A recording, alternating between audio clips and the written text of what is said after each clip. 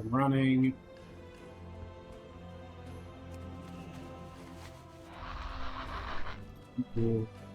Paying attention. I'm gonna try to be paying as close attention as possible to the stream today, because,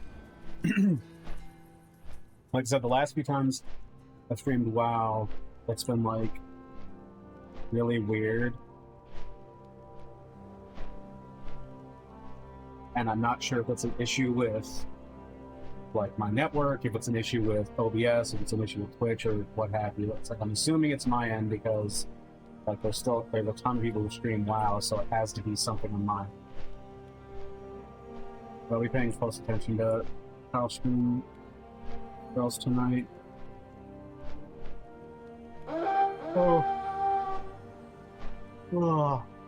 And I'm very tired.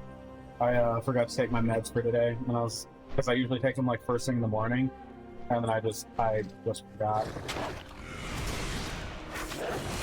Like I was getting ready for work, heading out the door, all that kind of stuff, and it just slipped my mind. But I did also only get like 3 hours of sleep, because like, what was it, I couldn't fall asleep till like 2:30, which, you know, it's not too bad. But then like the worst part is I woke up at like 5:30, so I woke up like 3 hours later for no discernible reason, because it's not like I didn't feel unwell, I didn't like have to go to the bathroom really bad, like there's no reason why I should have needed to wake up. So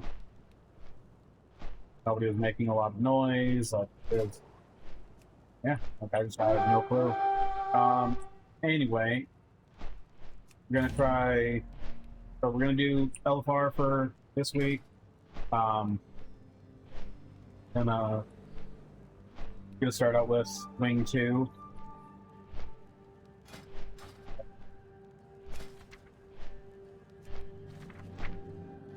This is the first wing.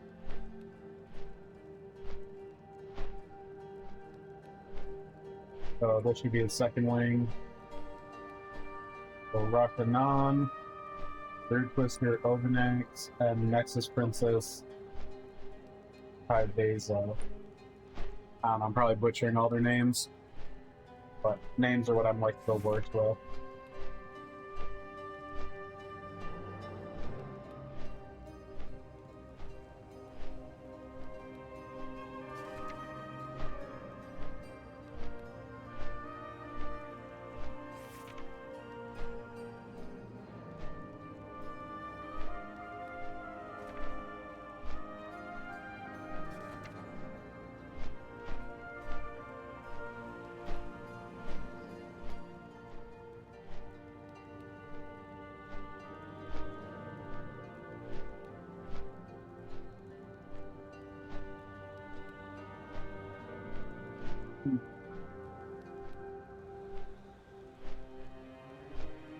Minutes or fine. Something I can get up to in a while.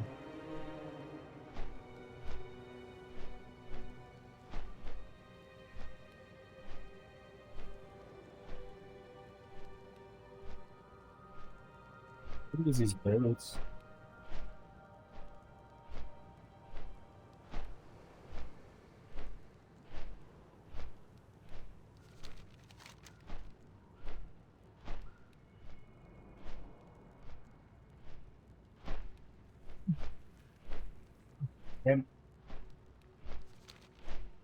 I hate when I'm stuck in like this pattern of like constantly yawning. Step into the light. Stay alert.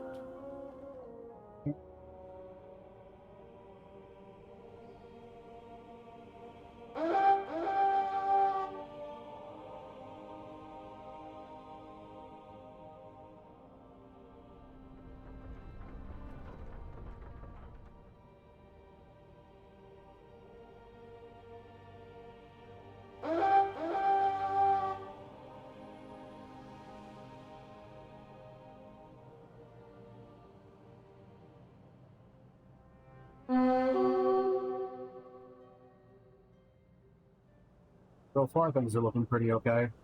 We'll just see as we like continue on with the night.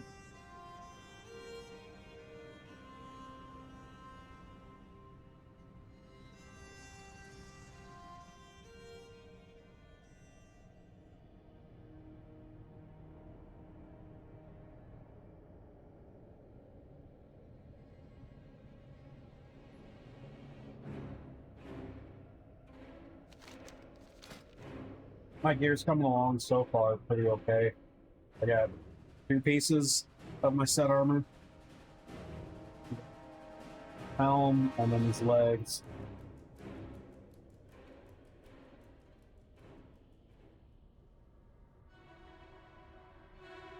I did the, opened my, Great Vault thingy for the weekend. I think I pulled legs on it.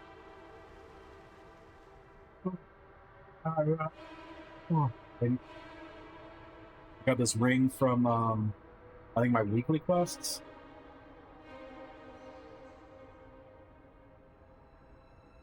So far my eye level's coming up, like 588. That's not too bad. Because like 600 is like the item level for the raid on normal difficulty. So if I reach 600, then I'm at base level for raid, which is pretty good.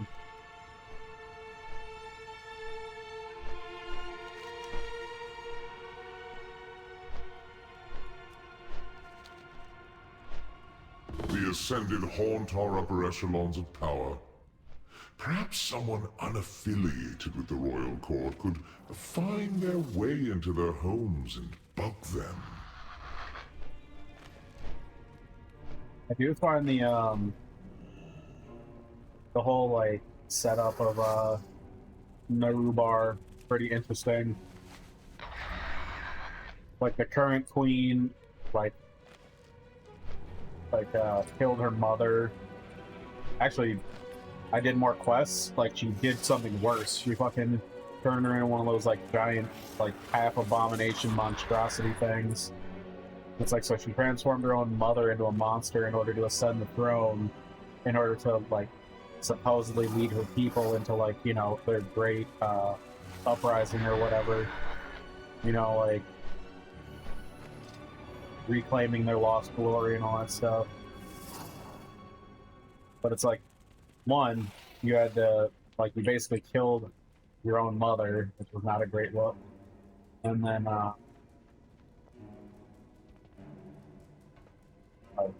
she went the real tyrant route. Like, she's ruling with an iron fist, so, like, any dissenters and whatnot are being, like, eliminated. This is not a great look. Information has always been an exquisite currency in Ashkahet. Oh, nice. Indestructible, that's not bad. Means they'll never need repairs. Or within security. There we go. Equip a superior or better item with minimum item level of 554. Nice.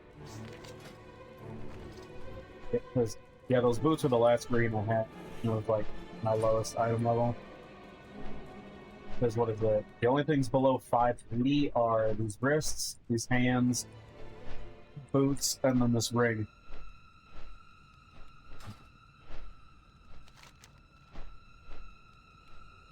Like, while I could upgrade them, I'd rather just replace them.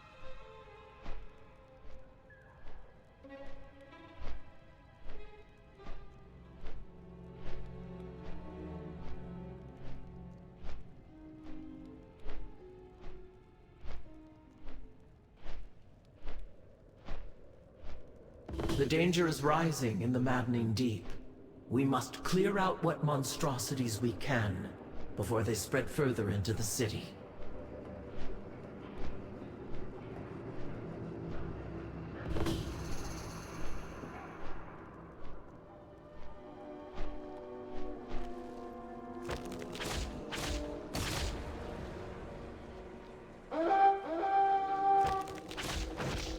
More.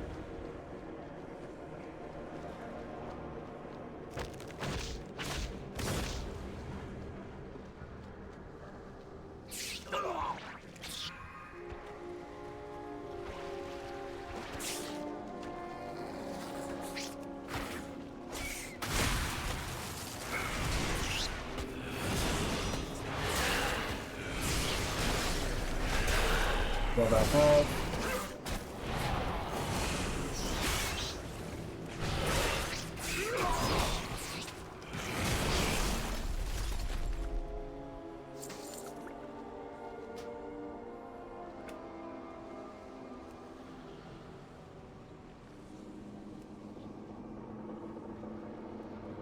Touch a little bit more just so it doesn't get so loud.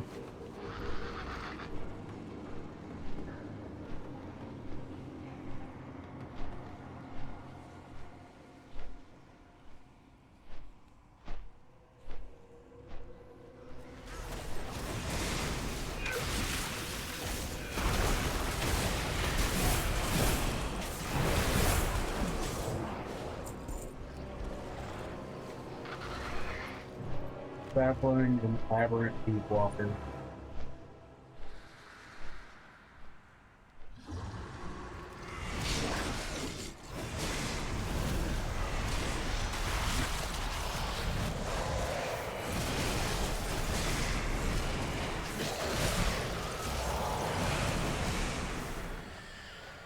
Oh dang, I lost my stacks. That sucks.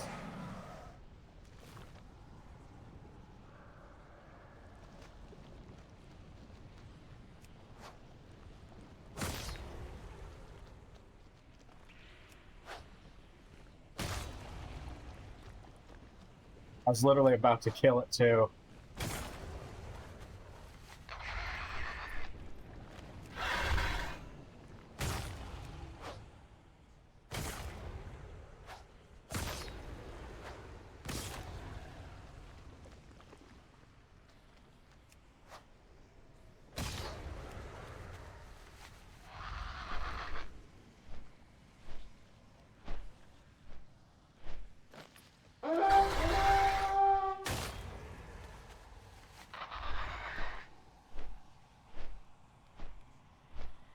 Again. I need to get closer.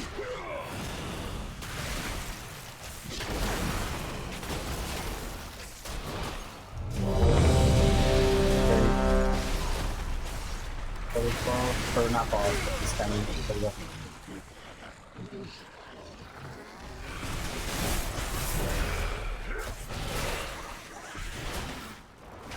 Hi Saint.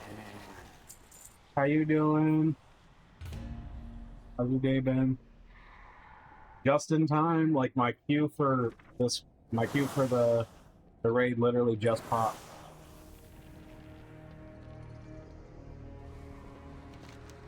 I'm starting with the second wing of the raid instead of like starting from the first wing since it's refreshed for this week. It's like might as well start with the new stuff or the new section of the raid. Have anything ancient to trade? Needs to be at least 2 centuries old.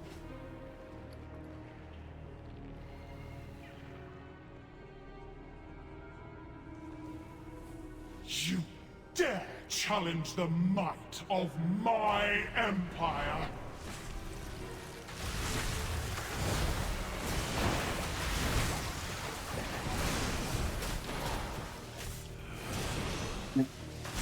Honestly, also I have times where I have a lot of trouble like writing stuff out without typos. Like I'm most terrible with like passwords and stuff. Because like what is it? Like there's so many times where I'll try to like enter my password quickly or like from a different position than I usually do. Like if I'm standing at my desk instead of sitting, or like reaching over something and trying to do it, like I'm almost guaranteed to screw up typing my password, and it's frustrating because I like, you know, you obviously have to do it a bunch of times. So I feel you on that. Yeah, how's your day been? I hope everything's been good. No, you're good. It's all good. Cool.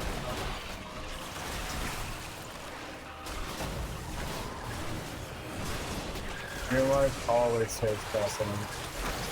Your conspiracy is doomed.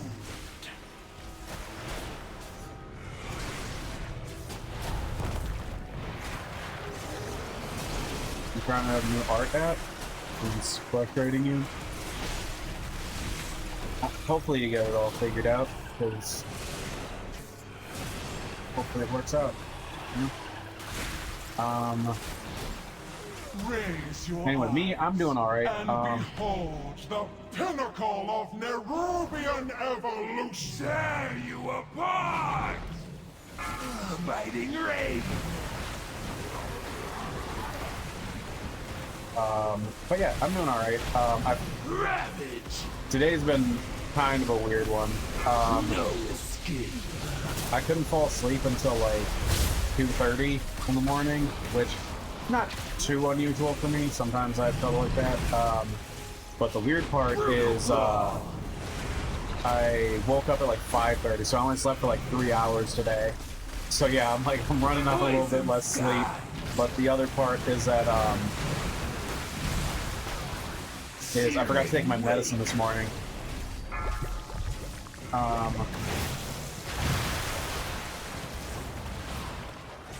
Ravage! Yep, so I'm both running on like low sleep and also Brutal claw! My spawn must be low sleep and forgot my meds. So yeah, I'm real out of it today. Oh dude. ravage!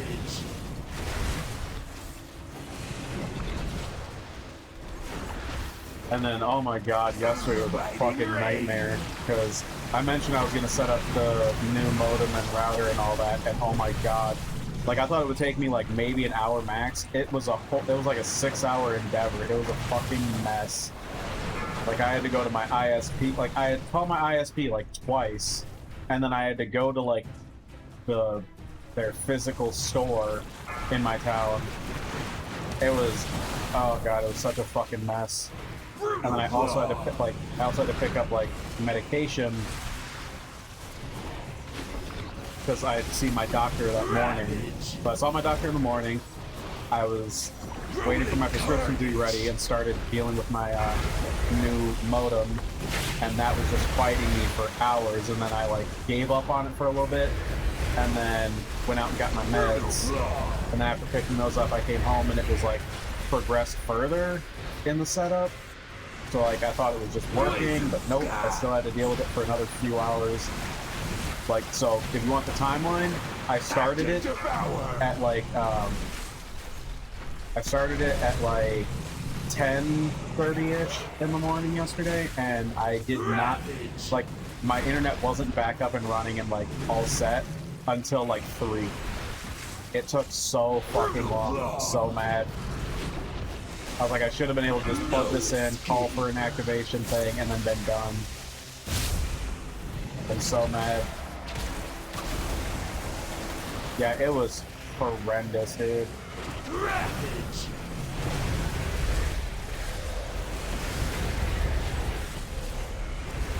It was, oh god, it was, yep, fucking terrible. And then it wasn't even, like, here's the worst part. I get it all set up, and then I'm like, alright, let me check my, my speeds, and shit was slower than, like, with the old modem. I was like, no fucking way, I just, like, set all this up and just somehow tanked my fucking internet speeds.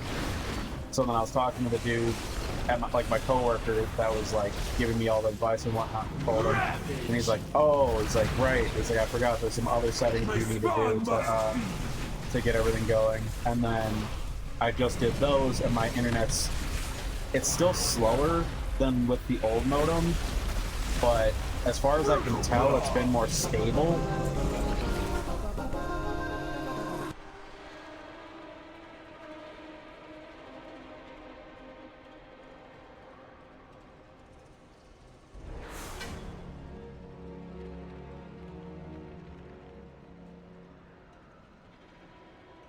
It was, yeah, it was a whole fucking thing.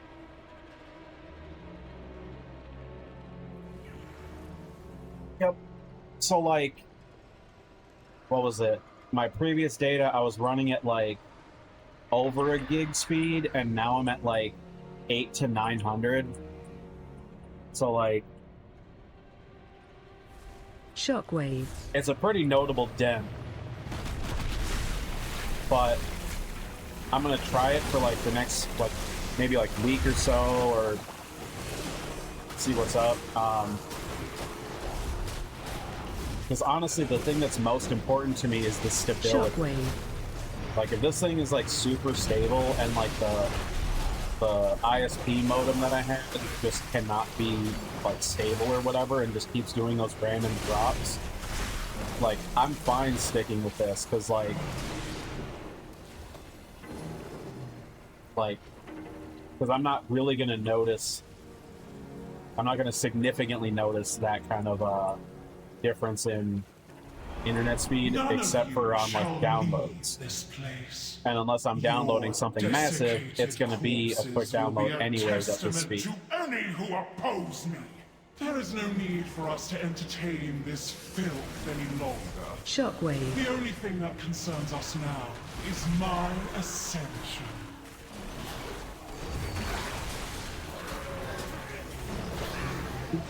So, over like this weekend and possibly just the whole next week, I'm gonna just, you know, try to keep a really close eye on how the performance of everything is. Shockwave. And if it's able to stay like entirely stable, then I'm probably just fine just being like this. Shockwave. Like a little bit of a loss in speed is worth like firm stability for like my network, because like those hiccups were really annoying. I know, I would be so mad if I like spent all that money, did all the fucking setup, and then I end up having to switch back to everything anyways. I'd be so fucking heated.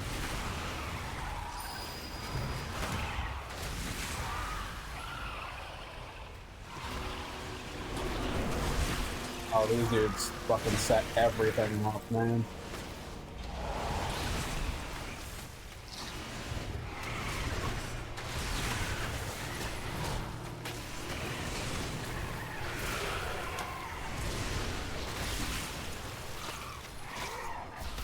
Gotta love when tanks are just like, grab everything.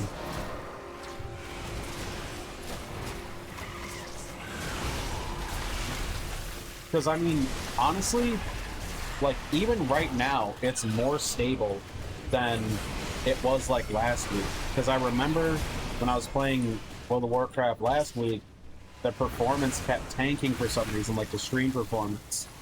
And right now, it's holding pretty damn firm.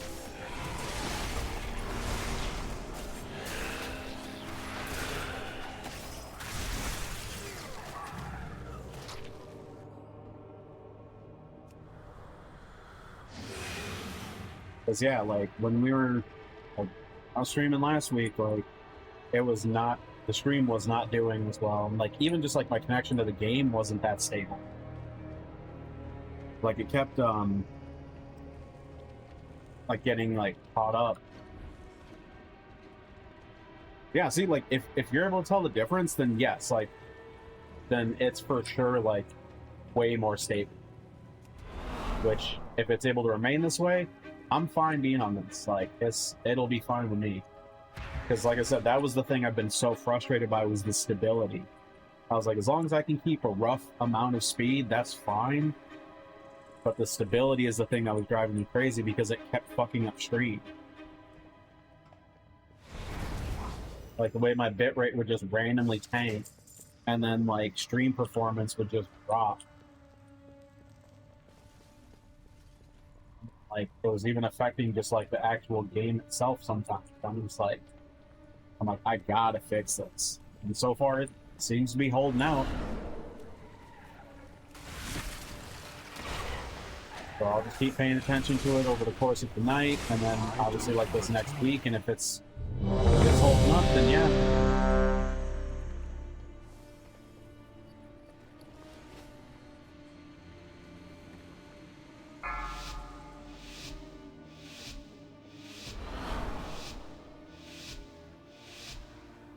Right? Exactly.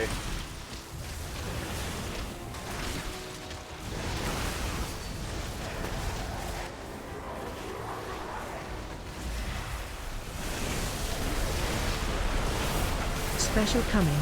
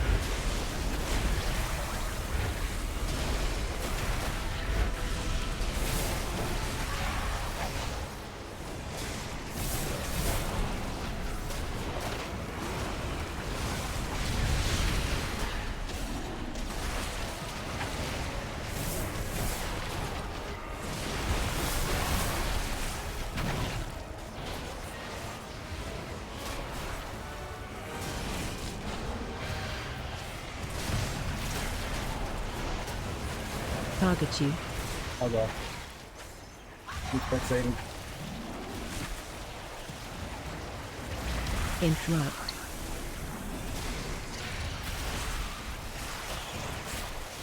Interrupt.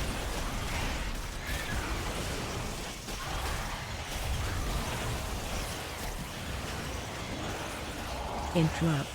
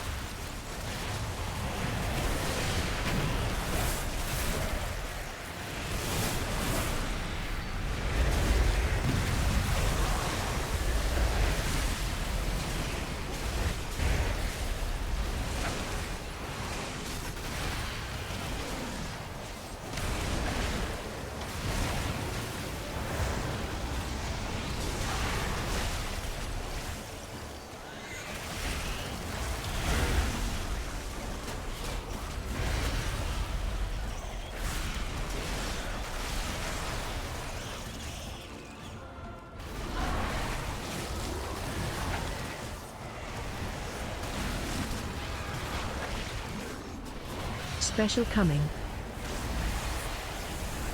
Target you.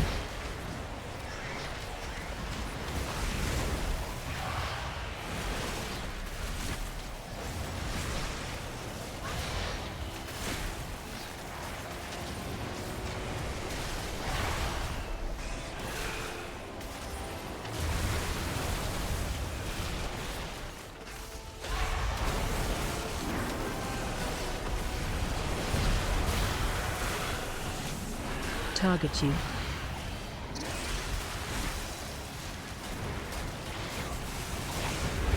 Interrupt.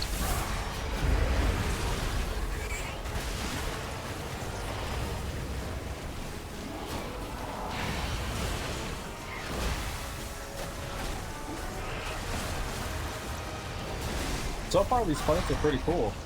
Like these second wing bosses.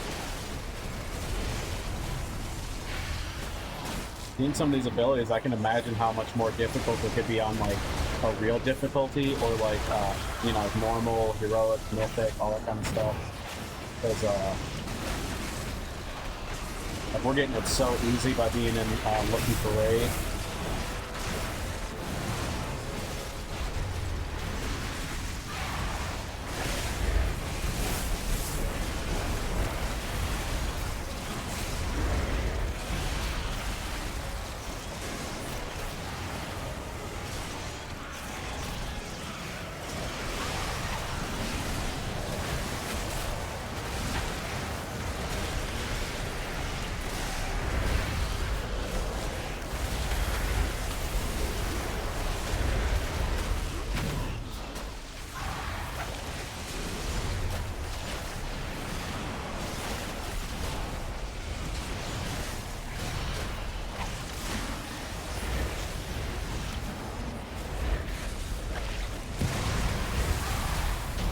Oh, there we go.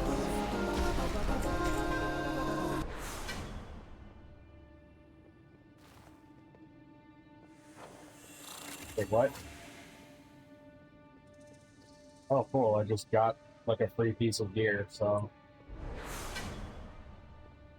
need that then because, well, it's 590. This one's 584, but that's fine. I don't know. Well done. What is this The one? Queen is furious over the destruction of her experiments. Clear. Keep pushing.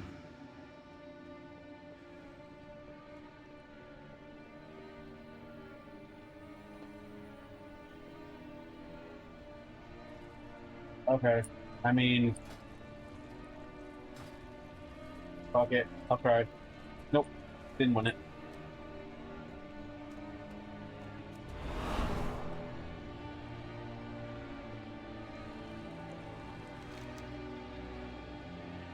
So we're going over here for the third one.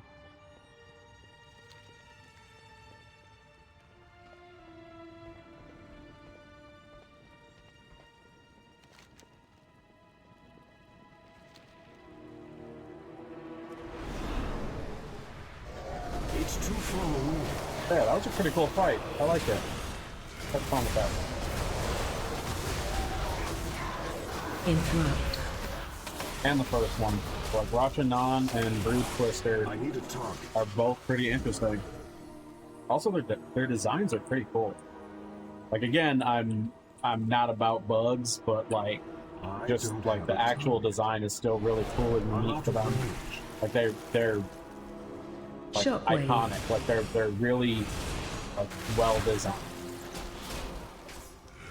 Shockwave.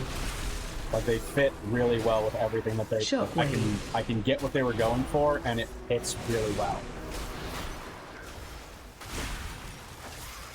Shockwave.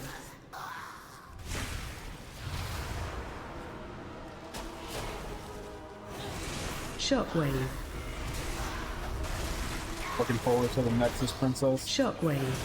I need to target something first.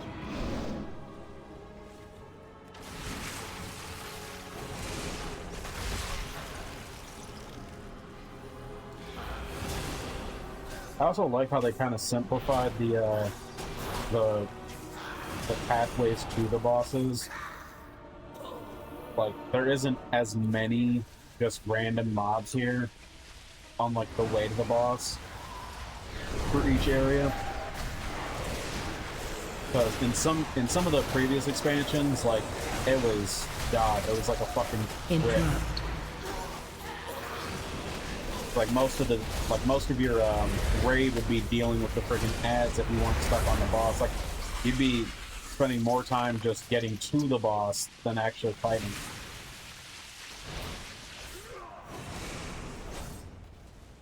Like anybody who raided back in the original World of Warcraft, like vanilla, as they call it, like that. I need to get closer. Those raids are fucking Shockwave. long, dude.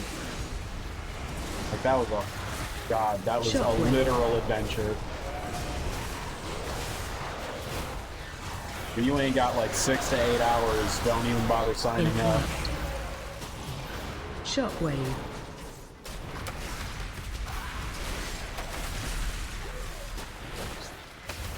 They definitely streamlined a lot of the game.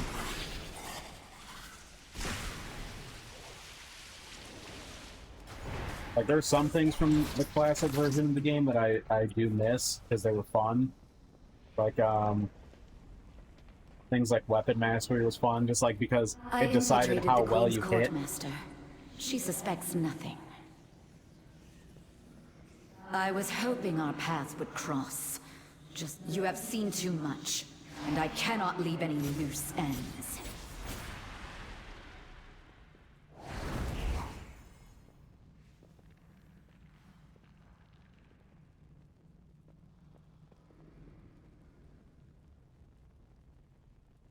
The blades look pretty dope. It's hard to see it from like this angle, but like they're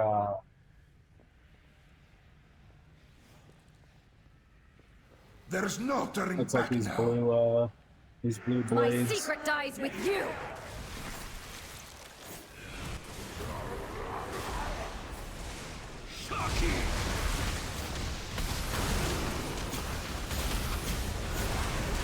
Marked for death.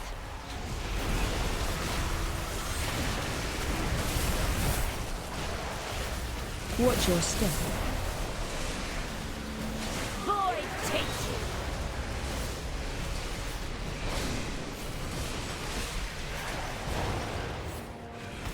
I strike from everywhere!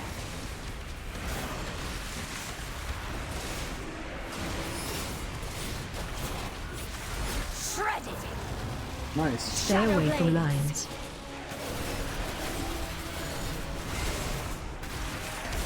Watch your step. Devouring darkness! Gutted! Mage got killed. Final twilight!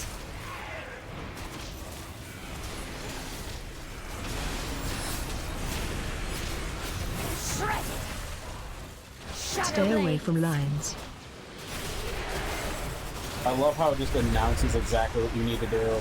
Watch your Like the Deadly Boss mods mod is... God, it's come such a long way. Because it used to just say warning, so it wasn't like super clear about what the danger was.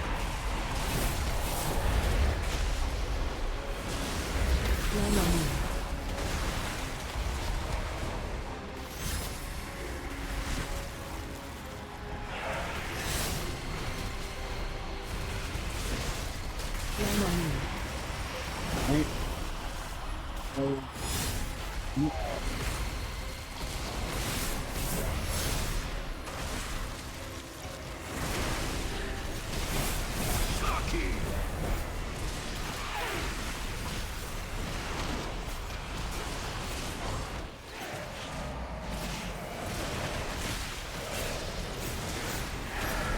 Marked for death.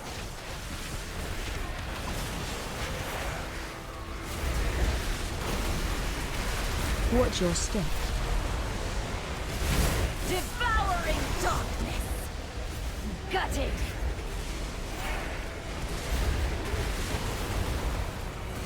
Final twilight. Run out.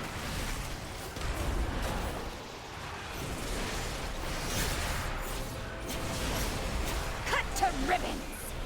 Stay You away cannot from escape lines. my blade. Watch your step. Void take you.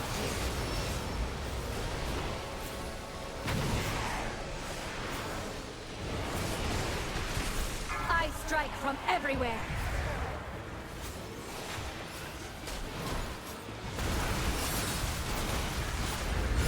Cut to ribbons. You Stay cannot away from escape my lines. blade.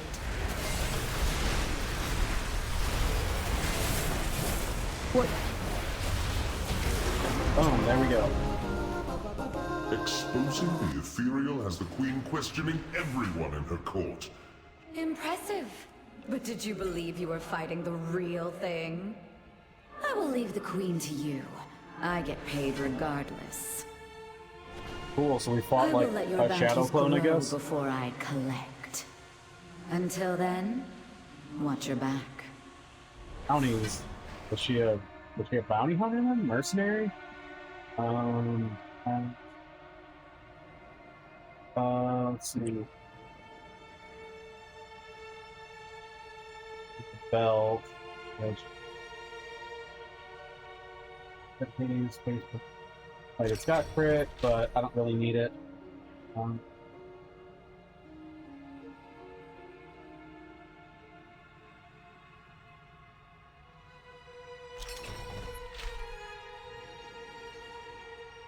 Okay, didn't win either trinket, so I didn't get any from the rolls. I didn't win any rolls, but I did get this just given,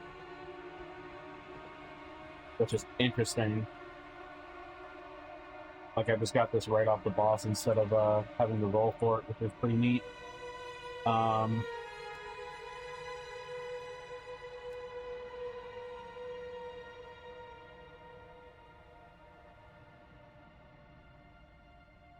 The danger is rising in the maddening deep. We must clear out what monstrosities we can before they spread further into the city. So I've got hand upgrades. I'm at 590, which is a pretty good upgrade. So we will queue for lane 1. I'll just work on keep doing this world class while we wait.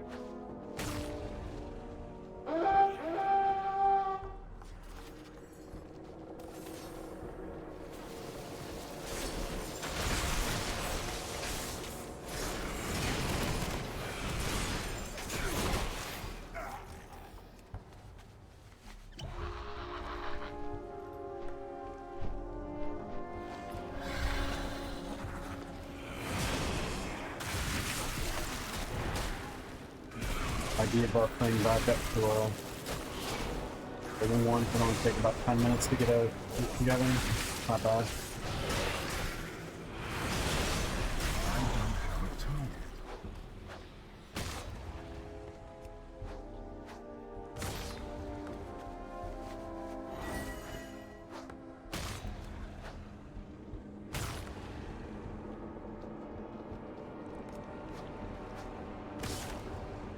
It's too far away.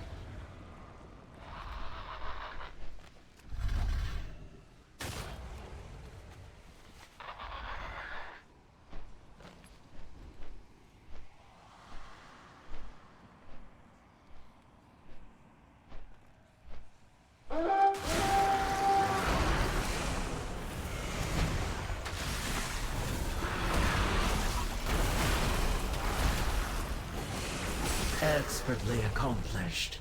Though temporary, you've calmed the maddening tides of the deep, and saved many kin this day.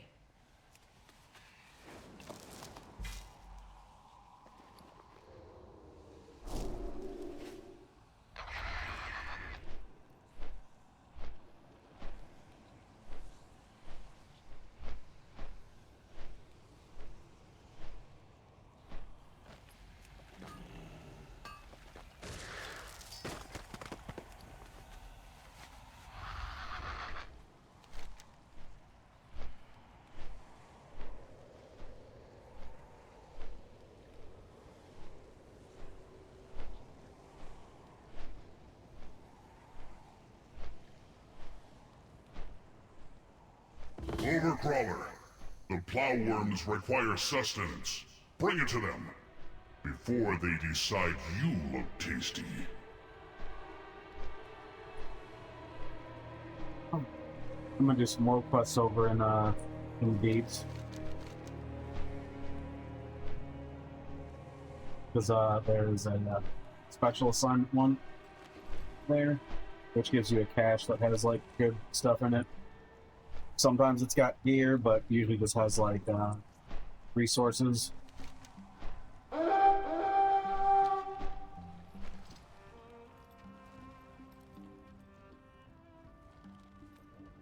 The kid welcomes you! Body system, don't wander off alone.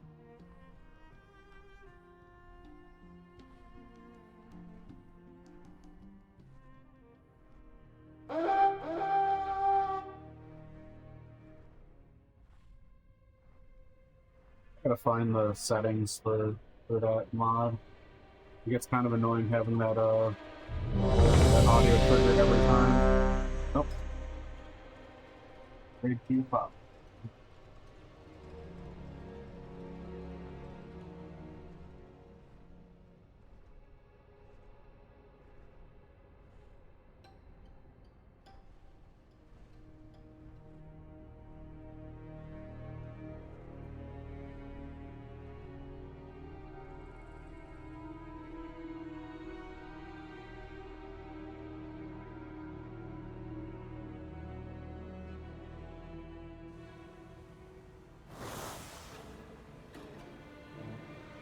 I have redirected forces loyal to me away from the entrance.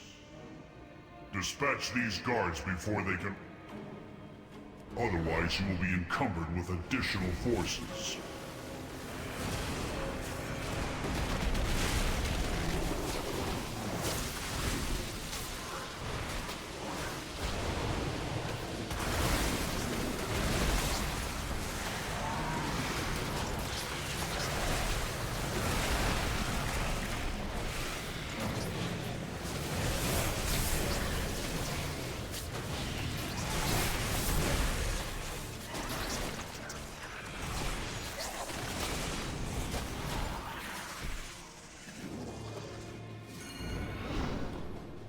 Oh yeah, I did Well, a little bit. I did a little bit of looking into the whole, the... Oh, jeez, what the fuck? Hold on. Okay. It was like a real quick hit, but it was only like my, I had to reload the preview of my stream on my PC. But it looked like, you know, it doesn't look like anything happened to the stream itself, so everything's still looking good. Anyways, I appreciate you I did making forget to the mention that after extermination of your Tuesday, yeah, it was Tuesday. resistance all After the Tuesday, I easier. did check like drivers and stuff, and I did have an update for my graphics driver, so I'm hoping that that has an effect on the Wukong game. So when we play again on Monday, like it runs smoother. Watch your step. And then I'm not sure how, but I'm hoping this like network issue also like causes a benefit or whatever. But I'll also probably do some like research over the weekend and to see if like there's some kind of setting or something that Run out. Help soak. oh damn it. I'm stuck.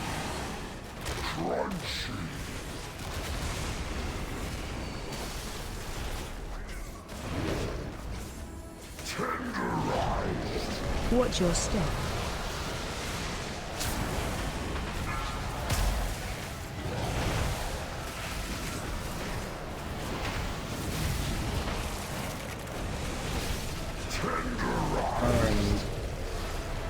Run out. Help soak.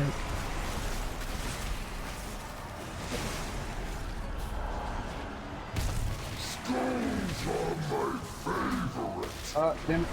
There we go. I almost walked right into death. Watch your step. Playing with your food and finish them, Orgrax! Kill ads.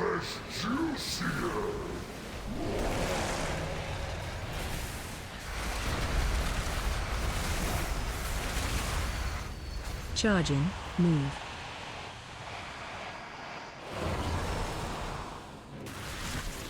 Charging. Move.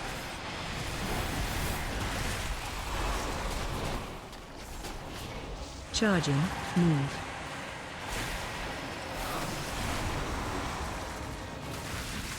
Charging. Move.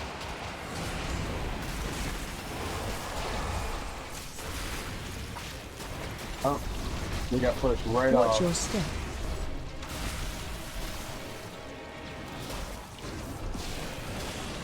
Yeah, those three went right off the fucking edge.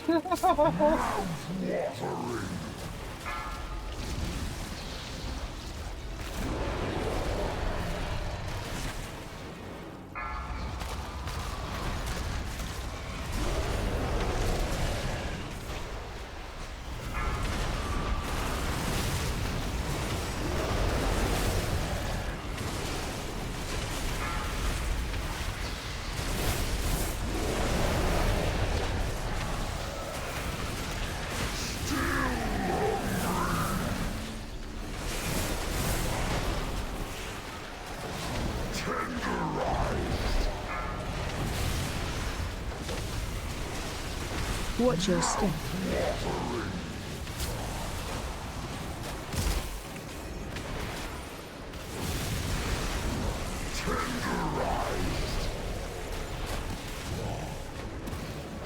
Destroy the supports!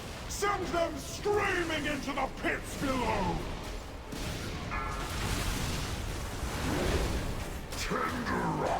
Run out. Help soak.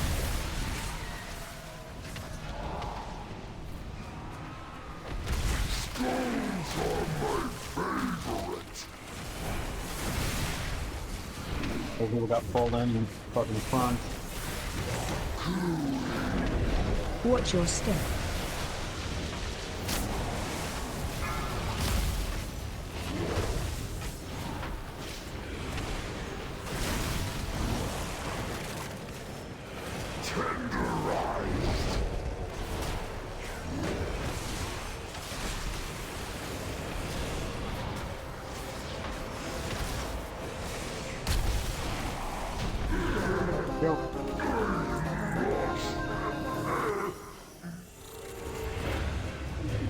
Oh, nice. Somebody rolled a perfect 100 for loot.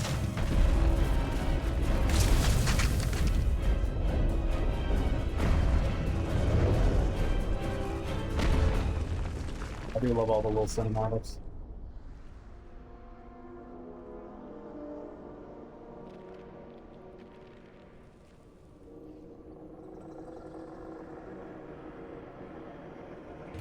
So,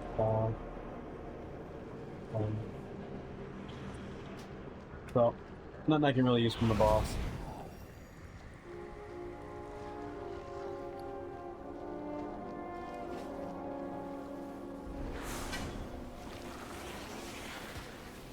Oh shit, why did I do that?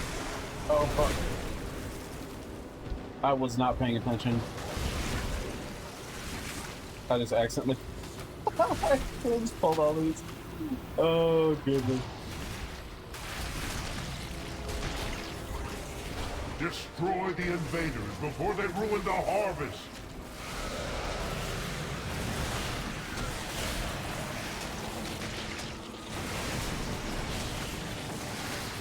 Yes. So I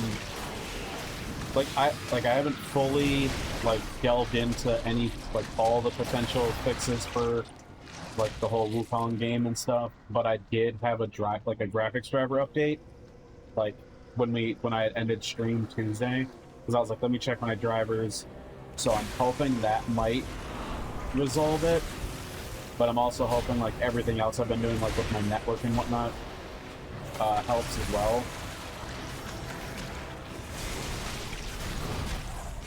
But I'll still look, I was saying, over the weekend, I'll still look into more potential fixes for Stop the invaders before for it the game. manifests! I need a target.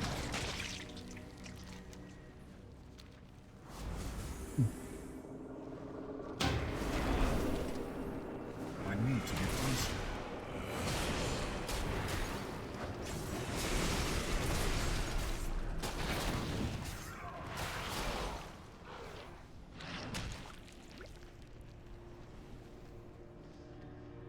The Queen will have her prize!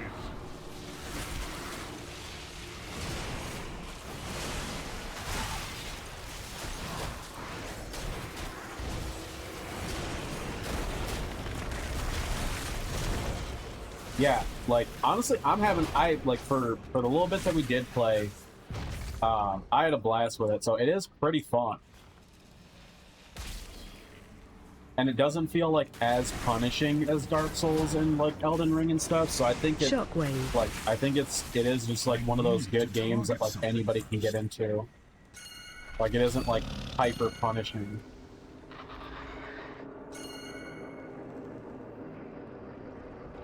Challenging, but it's not Shockwave. So intensely punishing. Because yeah, the final boss of the Elden Ring DLC made me want to fucking die. Shockwave.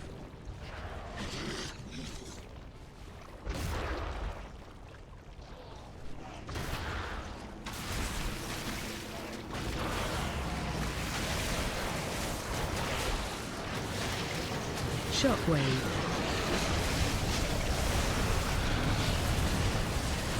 But oh, Lies of P was a blast when we played it.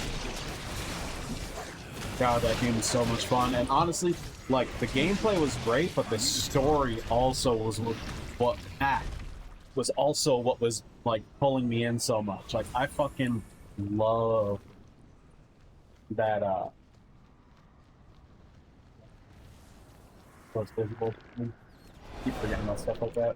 But Shockwave. yeah, the story for Lies of P was amazing. God, that was so much fun. Such a good story. Because as far as from my experience, or from the way it looked to me while I was playing, the twists really did surprise me when they happened, but they did have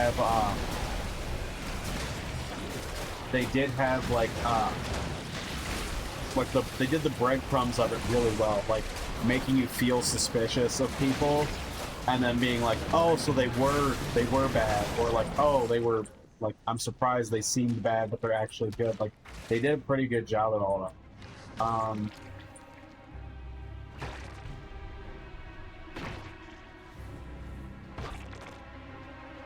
So I guess we're just all gonna die. Probably. We're all just standing out here. Shockwave. So I guess we're Run resetting. out. Keep moving. Safe now. Yeah, see, like the thing about Dark Souls and Elden Ring, I wouldn't say it's an issue, but the design choice they made for it is that the design choice they made for those games is that a lot of the story is in text. Like, so you got to find the right items, and like you got to talk to the right, like you got to get the right dialogue options. So like you got to really, like, for Dark Souls and Elden Ring, you have to search for the story and the lore and stuff. Like you gotta hunt that shit down. Whereas like Lies of P and Wukong and stuff, they've not so much like spoon fed it to you, but they've made it like they've been more overt with the story. Like you don't have to hunt down as much. You don't have to like do so much legwork just to know what's going on.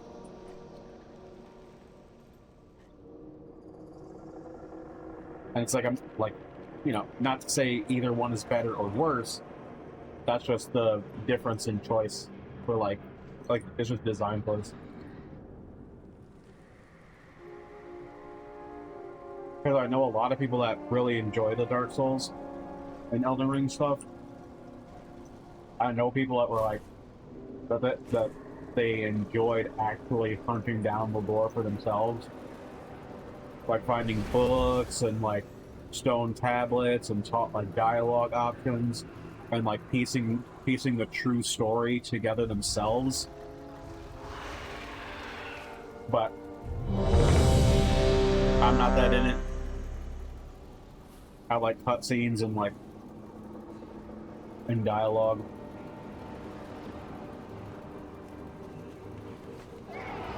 I got the best deals anywhere. Glad I could help.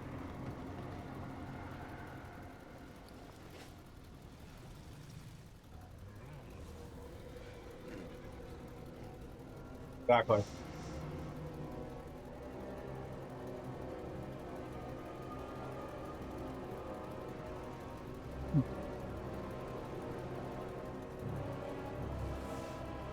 Yep, because I'm fine doing like side quests and whatnot to get more story. But like having to manually hunt for every single ounce of story is really like not my cup of tea.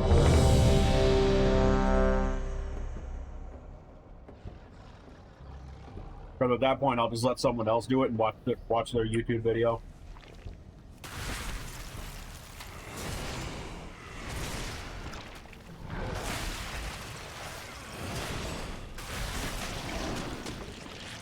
Watch your feet.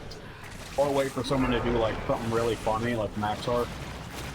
Because Maxor's videos are so goddamn hilarious.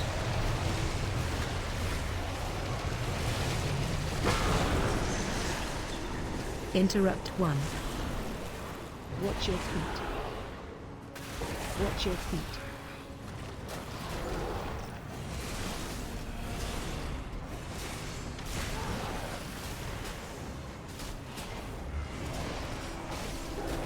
Interrupt 2.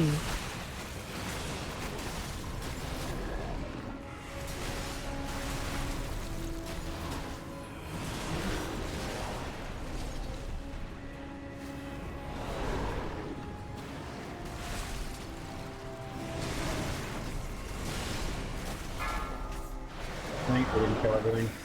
Not good. I don't think we have enough people to go down. Run out. Keep moving. Oh yeah, we're failing for sure.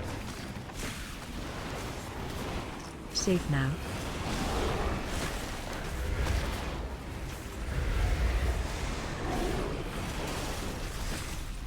He's just Watch your endless. feet. Watch your feet. Ooh, why would somebody hit time warp? What a waste of a blood buff.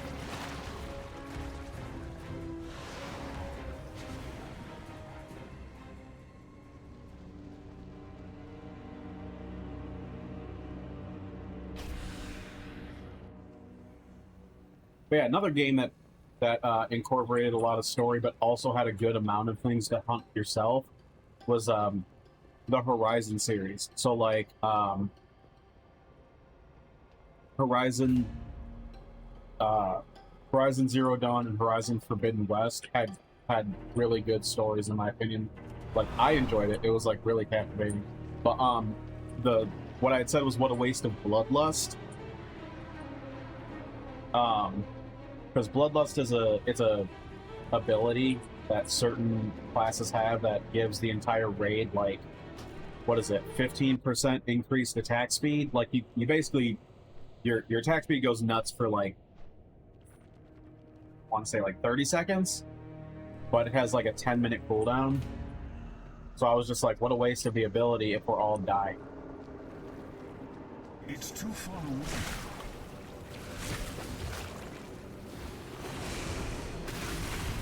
But anyways, when everyone dies, thankfully the debuff that prevents you from benefiting from it like goes away. So like we didn't actually lose anything. It's just still really, really unnecessary for someone to have used it. But circling back to Horizon, you asked, what is the Horizon series actually about? So, do you want me to tell you? Do you want me to just tell you the story? Or you want me like just give you like the intro and just like let you like play for yourself at some point?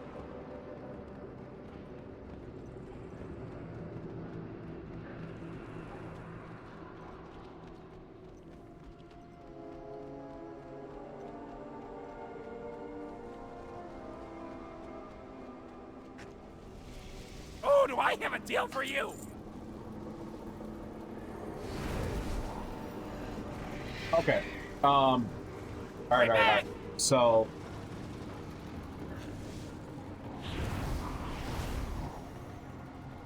like the long and short, like to really delve into the meat of it, the long and short of it is that Horizon Zero Dawn and Horizon Forbidden West take place in like, think of like post-apocalyptic Earth, but instead of it being like Mad Max, it's like everyone got pushed back to the tribal age. 2, 1.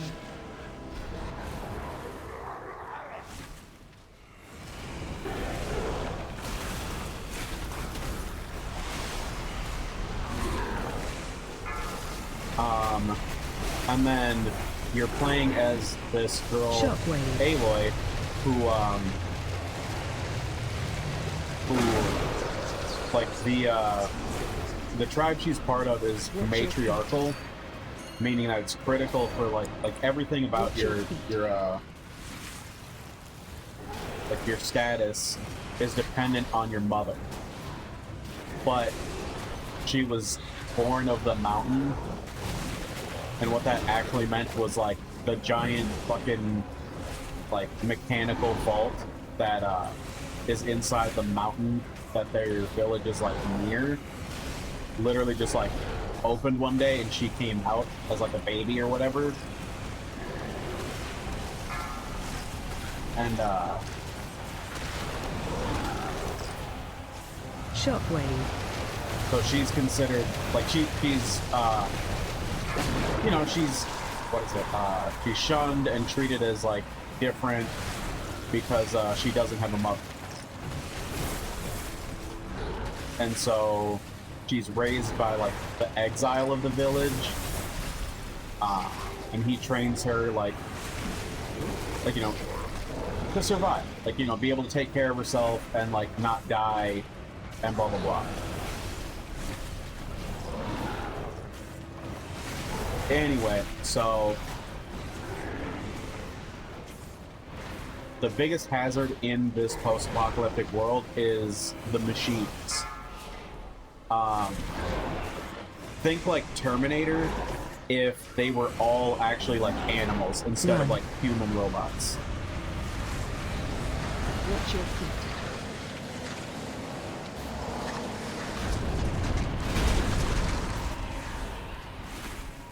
So like they're basically animal robots. They all have like have some type of function for their environment. But Shockwave. they're really aggressive to humans. They pretty much attack humans on sight. Interrupt 1. Yeah, it's really neat. So so like the very beginning of the game is like you're going through Aloy's childhood as she's like, you know, dealing with being bullied and like treated as like lesser because she doesn't have a mother and blah blah blah. And then I'm just gonna skip ahead. Like, so she goes through the childhood and then she she gets trained by her surrogate father. And then, oh yeah, the other thing is she's got like this she's got this draw, like this almost compulsion to Watch your feet. to investigate like the machines and any like ancient human technology that she can find. But the thing is, as you would expect, it's taboo to be interested in those things. It's forbidden. And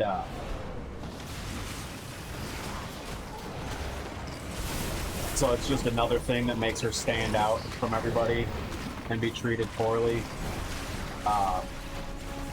But anyway, she goes through childhood and then she goes through like the coming of age ceremony, which I'm trying to remember what it was. Like you have to do a certain number of like trials basically, but it mostly culminates in like ascending the mountain. Run. Um, Watch your feet. She goes through that, and then I forget exactly how it goes down, but she basically, like, because the other thing is you don't have permission to leave the village. Like, everyone who's born in the village has to stay in the village.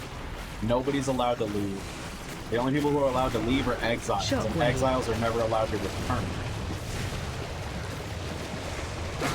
So because Aloy was raised by an exile, she's, in a lot of ways, she's treated like one. But after the coming of age ceremony, she's technically allowed to be a member of the village because she wasn't actually an exile. But she basically wants to be so that she can go explore the world. But instead of just like, you know, throwing away someone as like talented and whatnot as Aloy, the elders just kind of give her permission to go explore and then come back without having to be considered an actual exile. My spies will provide access to the barracks above. Move swiftly. It will not be long until the Queen realizes where you are.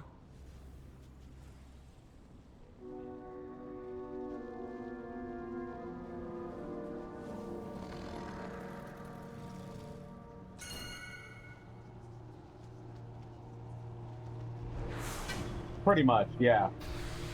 Yep, some good old plot armor. Everybody loves it.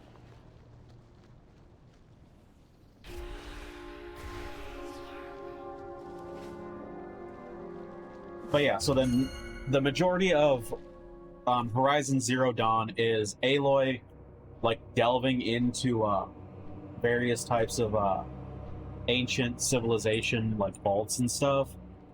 Like finding history and trying to like piece together like her place in the world.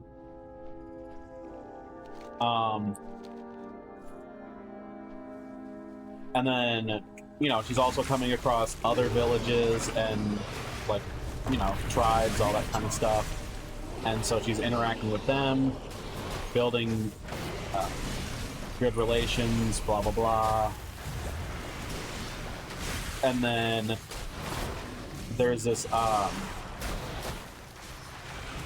other guy she runs into. I honestly forget what his name is, but he also is able to like access technology, like ancient human technology, the same way she is, because she's got like special access to it. Because like most of the ancient stuff doesn't connect to most people. Only a few people get it to work or whatever, and of course she's one of them. But this other guy she runs into also has like basically control of the machines. And of course he's the antagonist, he's trying to destroy everything, blah blah blah. So most of the game is just like, again, learning about the purpose of the machines, like where they came from, what happened to the planet, like, you know, like what happened to, you know, the ancient humans and all that kind of stuff. Blah blah blah. So that's like the bulk of the game, and so it culminates in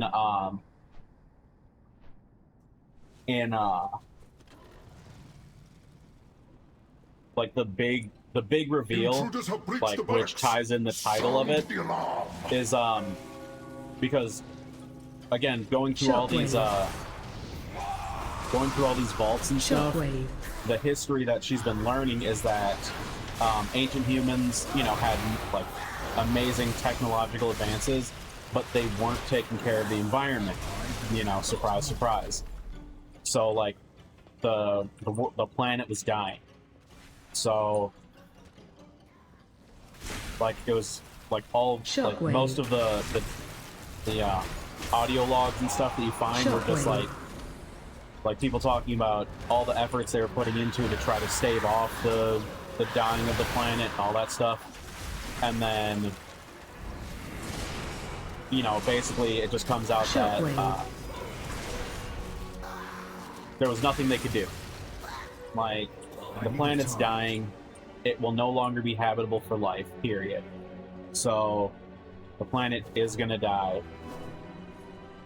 And so what the plan was that they had been, like a handful of like the top scientists have been working on, like, you know, one of those secret projects was called the Zero Dawn Project. And the reveal is that they were never, like, that group was never trying to prevent the planet from dying, because they already knew there was nothing they could do. Like, by the time everybody else caught up, they're like, yeah, we already been known that we couldn't fix this, dude. They're like, we would have had to have started on fixing the planet like 100 years ago to fucking do this. We would have needed to have been completely different in order to not have wrecked the planet as badly as we did. So they're like, instead of that, we figured out, like all of our research has been into figuring out how to basically rebirth the planet after we're dead, and then rebuild civilization after we die. And so what the Zero Dawn Project was basically they made like I think like 6 or something, like massive AIs that each had a specific purpose. Like one was like a repository of all human knowledge, one was like oversaw like what was it? They oversaw like crafting of the machines, because the purpose of the machines was to revitalize the planet. So like clean up all the pollution, reseed the planet, so like, you know, rebuild the ecosystems and then maintain those ecosystems. But like by Aloy's time, they had started behaving a little oddly, like they were doing most of their job, but the aggression towards humans and all that stuff was it's a malfunction or whatever. Anyway, so yeah, there was like the ancient humans had made like a bunch of really complex AIs that each had a specific purpose for 5, like 4, rebuilding the 3, planet after they died. 2, And the 1. culmination of that was called the Zero Dawn Project. Hence the title, Horizon Zero Dawn. So basically, the ancient humans, they die out, and then the AI boots up, and Run then out. begins crafting the machines. Piercing lunge. Like, they begin crafting the machines. The machines go out into the world, and Flesh was made for and cutting. what was it? You know, revitalizing the planet. Watch You know, your cleaning up step. pollution, blah blah blah blah blah. And then once the planet was deemed habitable again, the AI responsible for like, you know, cloning humans, because that was how they were gonna Flesh was made like for cutting. that was how they were gonna rebirth humanity. Like everybody, they'd gotten like genetic samples from like as many people as they could, and then the AI would just like mix and match all of it to like create as much genetic diversity as possible, and then just started birthing humans like crazy. And then the problem came up when one of the AIs went rogue. I forgot which one it was and what it was supposed to be responsible for. I think it was a defense system. Like it was supposed to like Watch your protect step. them from like outside threats or something. But it ended up going rogue. Like it became self-aware, you know, that old chestnut. Flesh was made And for it, cutting. what it ended up doing was working against them. But then there was also a second bad thing that happened. The AI that was responsible for storing all of human knowledge was destroyed. And it wasn't destroyed by the rogue AI, hilariously enough. It was destroyed by some of the last remaining ancient humans, because obviously they didn't want to die. So they're like, Watch your step. find a way for us to live and survive this. Otherwise, we'll destroy the human knowledge, the knowledge repository, so that when the rebirthed humans come along, they'll be in the Stone Age because they won't have any of our history and whatnot to build off of. Run So, out. like, that was basically what it was. It was like the knowledge AI got taken hostage by basically terrorists. Like greedy people that were like, hey, we want to stay alive, figure out a way for us to stay alive, blah blah blah. You know, they tried to strike a deal, it didn't work out, so the knowledge AI on Earth got destroyed. I say on Earth because that's important. Like, sorry, it's really. Oh my god, this is such a fucking struggle for my ADHD. Like I'm trying to automate as much of my fight as possible so that I can tell this story because it's more interesting to me. But I keep getting distracted.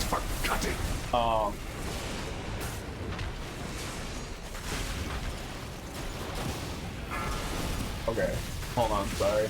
Let me just finish this fight, and then I'll get into the rest of the meat of Zero Dawn. My execution was flawless.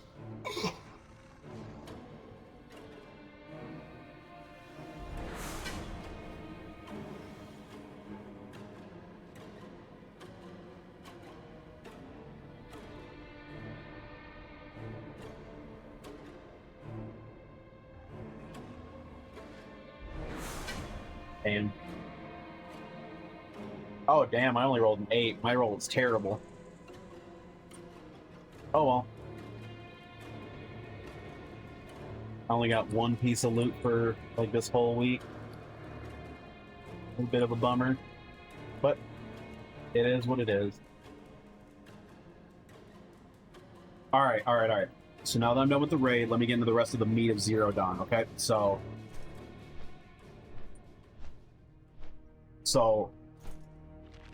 where we are at this point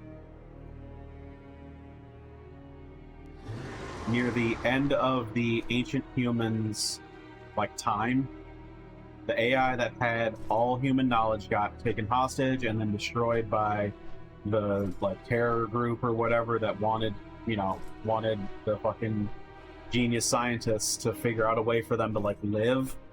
Because I think their plan was to go into space. I think that's what it was. Like, they were like, hey, we're gonna go into space, and, you're gonna help us by giving us copies of everything. So that we can be geniuses and, like, have all the human knowledge and whatnot. But we'll go find a habitable planet out in space. So they just, like, it was literally, like, I say terror group, but, like, that's just because that's what their methods were. Like, it was, like, a group of, like, super rich people. Like, imagine, like, the 1% had all gotten together and were like, hey, we're not gonna die. We're gonna get the fuck out of here and, like, go live in space. We're gonna terraform the planet. Give us all of the means and knowledge to be able to do so. Like, it was really fucked up. So, of course, they reneged. The knowledge AI got destroyed, and then, humans eventually died out, right?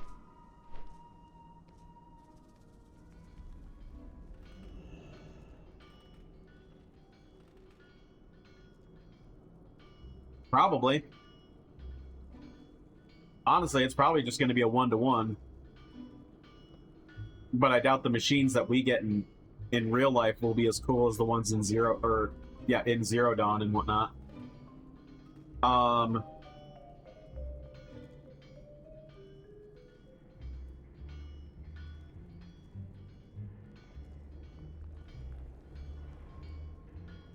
Anyway, so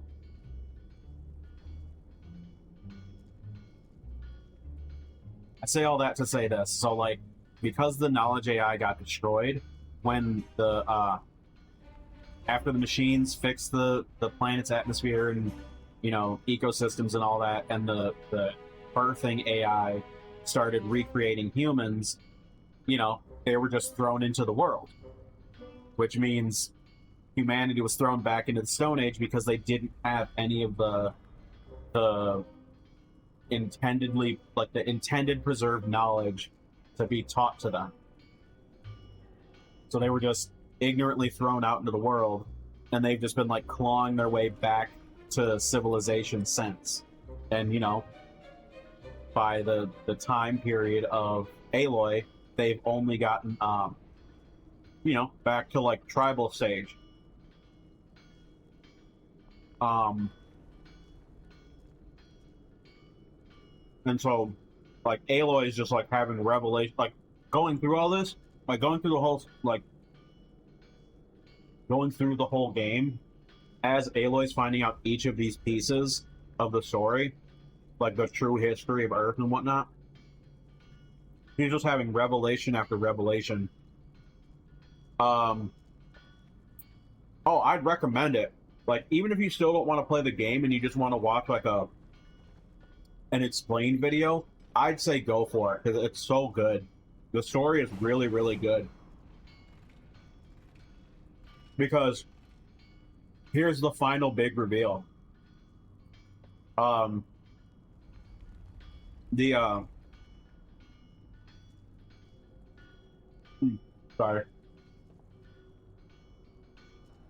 I was eating a piece of candy. The reason Aloy was born, that is also revealed. But what if I just play it? I already did. I think it was like a year or two ago. I already played it, and Forbidden West.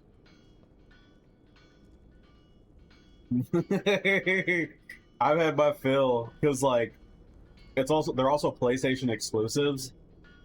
I think they might. Hold on, let me see if there still are. I mean, you're not wrong, but these are big story games.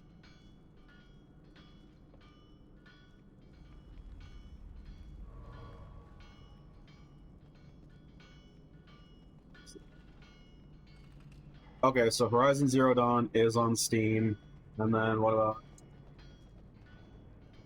What about Forbidden West? Okay, looks like Forbidden West is also out. Okay, so they are available on Steam, so I could technically play them on PC. I could do it. So I may do it in the future. It's just they're really involved. Like they're big games. Like, you know how I put like 48 hours or 50 or something hours into Kingdom Hearts 3? Yeah, like I'm talking those kind of hours.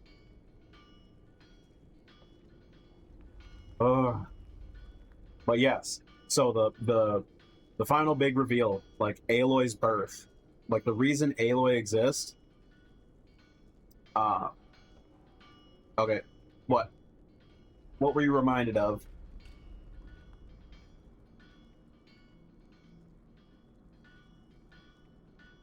Really want to know since it resulted in all caps.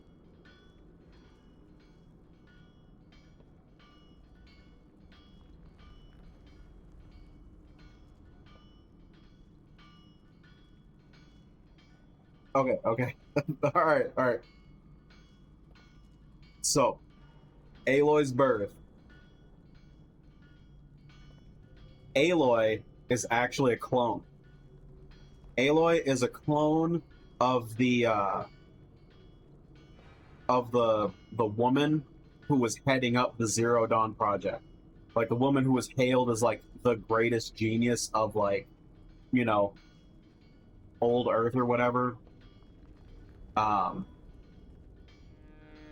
Like she was the one that headed up the Zero Dawn project and was just like, you know, responsible for literally making it happen because like she was the only one who was actually smart enough to do most of it. Obviously, tons of people went into doing it because one, I mean, she doesn't know everything, and two, like just the actual physical labor of everything that they did. But just like she was the person at the top. Aloy is her clone.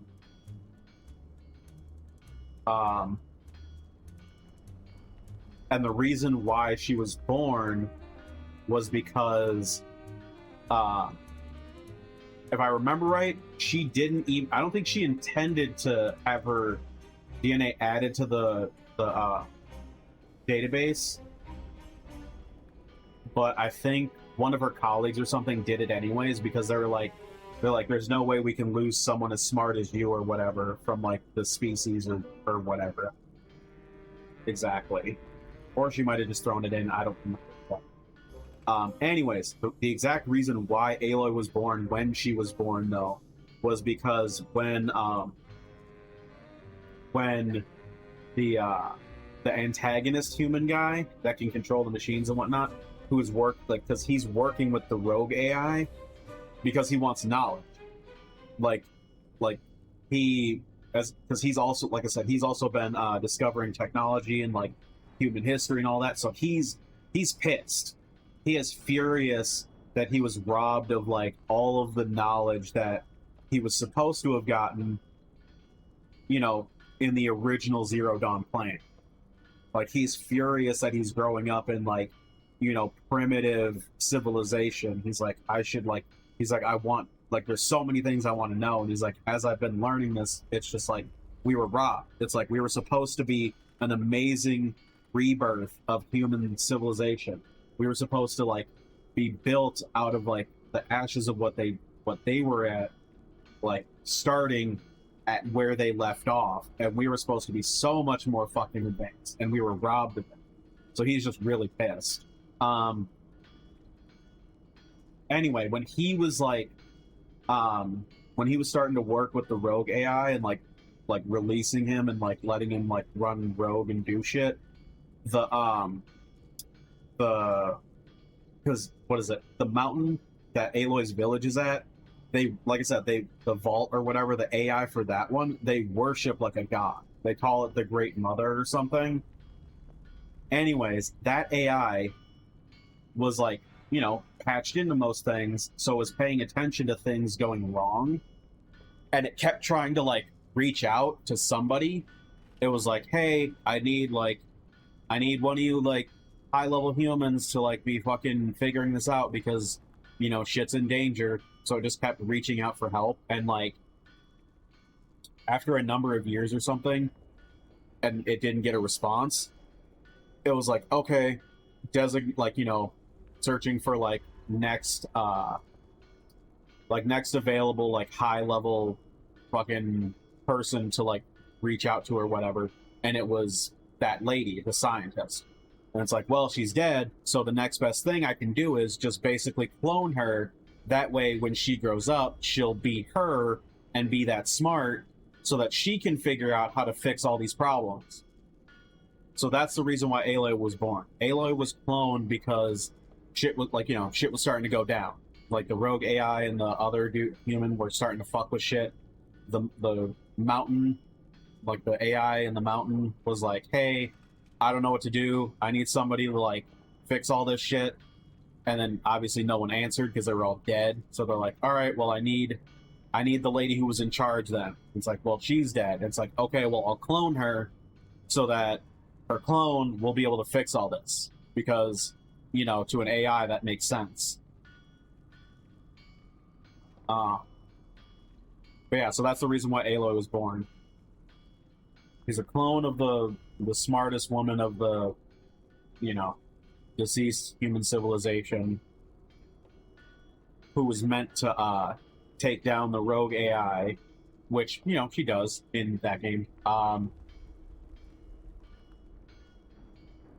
Because, you know, she was the only one who could do it.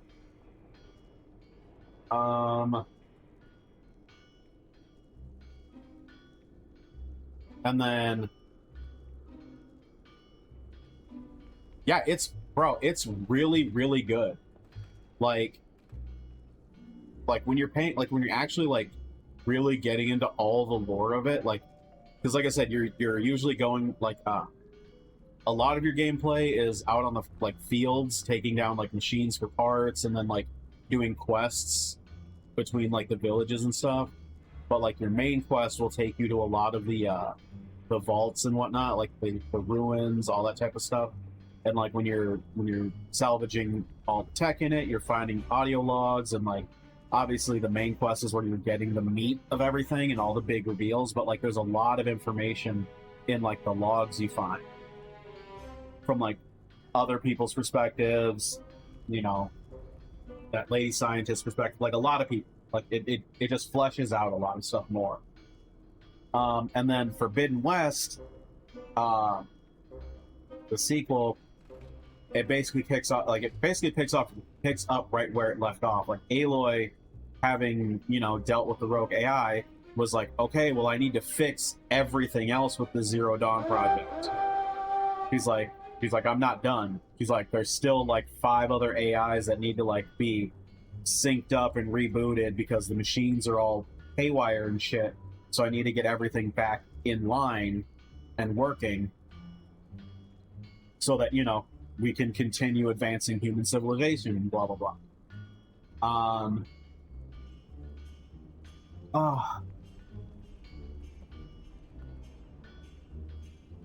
Well, that's the main point of like Forbidden West, is that Aloy is like trying to basically rebuild everything, reconnect all the AIs and shit, and try to like fix it, because that's her purpose. And so the big reveal of Forbidden West is that the humans that went into space and fucking stole the knowledge and all that shit, they survived. They lived. They found a world in space and they lived. And the crazy thing is, here's the craziest part. Like, because Aloy initially is assuming that, oh, this must be like, you know, umpteenth generation of these people, because it's been, you know, like 1,000 years or some shit since they left. Nope. It's the original motherfuckers. They lived that fucking long, because since they had all of the fucking knowledge that they stole and all the fucking highest tech, because they're all rich people and shit, they augmented themselves, they did a bunch of shit, and they're effectively immortal. And they're like, hey, we got a signal from Earth. Oh, it looks like Earth is habitable again. Let's go back home. And then the enemies you fight in Forbidden West are basically like the scouts almost. Like they're the advanced part. Because like the bulk of them, because it's not a ton of them, because again, it was just like all the rich people. There wasn't a ton of them, but like the bulk of them are still like on the ship on the way to the planet. And then the advanced party is basically trying to like, you know, wipe out most of the dominant tribes and whatnot, so that they can just like come in and just be like, hey, it's our fucking planet, get out of here, you primitive apes.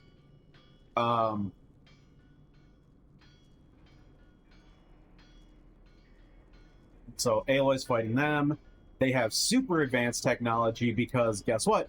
They, like everything that Aloy's all the technology that Aloy has found, that's the technology they started with when they left the planet. So they're super advanced. It's really crazy the shit they get that they fucking are able to do. But then second twist reveal, the reason why those other humans are coming back to Earth is because they're running away. They got into some type of war with a different civilization out in space, and they fucking lost hard. So they're literally sprinting away as like losers of a fucking space war in order to reclaim Earth so that they can rebuild their forces so that they can go back out into space and like go back to war and all that shit. So like it's a lot of really crazy shit. So yes, Zero Dawn and Forbidden West are fucking amazing. Yep, exactly. Typical human hubris, but it's really, really good. Like the story's really fascinating. Like everything I've said is so like I cut out so much. I cut out so fucking much. That was the Cliff Notes version. I just hit on like a lot of the major points, but there's still so fucking much I didn't even touch on.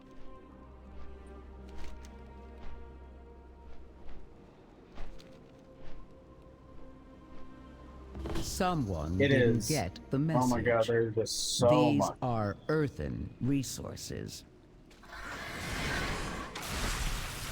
Fantastic game. I love the gameplay of it. I loved, like, instead of it always being like, because, you know, usually you've got like guns or like, you know, super powerful melee weapons and whatnot. This is one of the few games where your main weapon is a bow, which I thought that was really cool.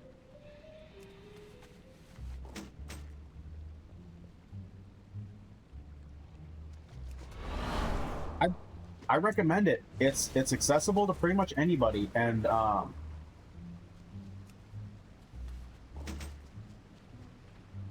yeah, it's accessible to pretty much anybody, and it's got a really, really captivating story.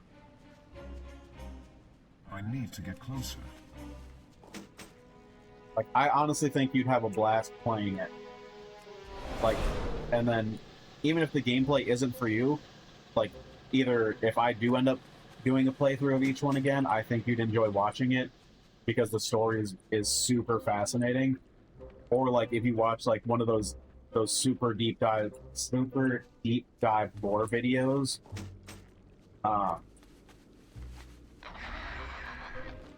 like I honestly I think you'll really like the story. It's really, really good.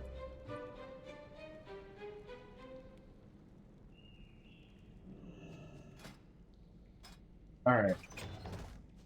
So I'm pretty like the Great Vault. Like the Great Vault is a great and terrible thing. It's great because like by doing content, you get a free piece of like gear. The terrible part is that you only get to pick one per week.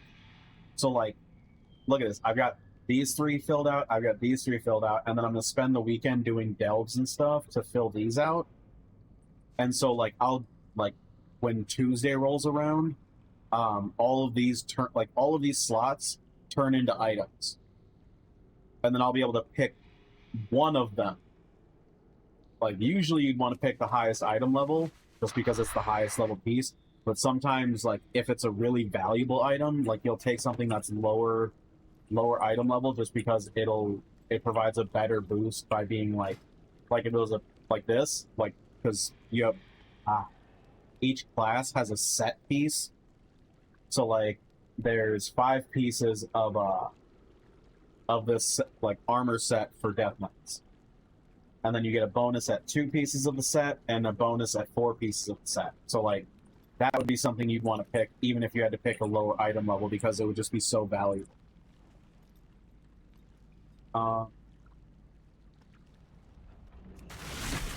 Yeah, stuff like that. Anyway, I just don't like that you only get to pick one. It's like, come on. It's like I did like I just killed 6 bosses and then I did like 8 dungeons and then I'm about to do like just a ton of delves and stuff. And it's like let me pick 2. Like come on, like 2, come on, or like one of each tier. Like I would be super happy with one of each tier, even if they lowered the item level of it by like another like chunk just to make it fair. But just having like one of each or even 2 would be amazing. Like having all 9 of these filled and only being able to choose one of them when there's multiple things you need is really hard.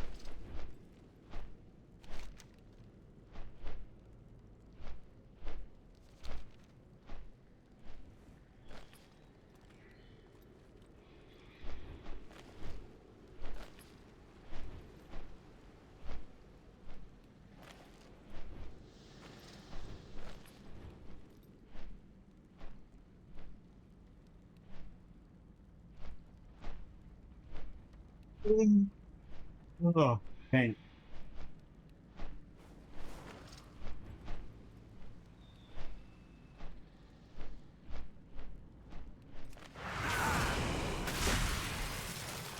Yeah, so that's what I'm planning on spending my weekend doing is just filling out the rest of the Great Vault so that I can have more options, so that I can hopefully pick something amazing from it. Also, what I'm glad about is they took out the PvP one for this expansion, because the previous expansion it was dungeons, raids, and PvP activities. And I was like, bro, no. I was like, I hate PvP. PvP sucks. I mean, it doesn't. It's just something I don't enjoy doing.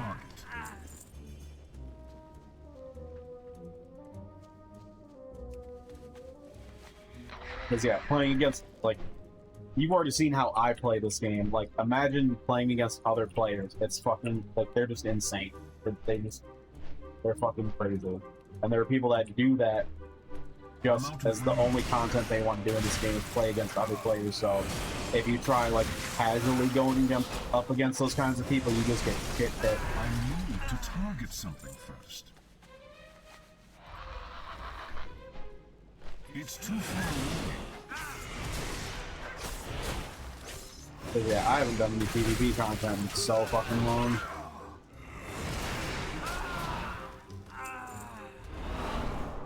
He's getting finished. 30 and a half.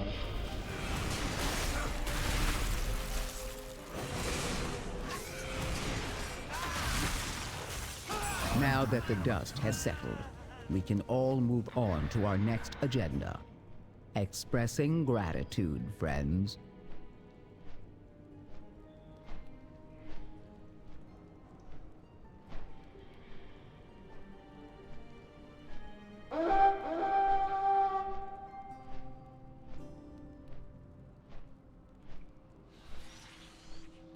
Alright,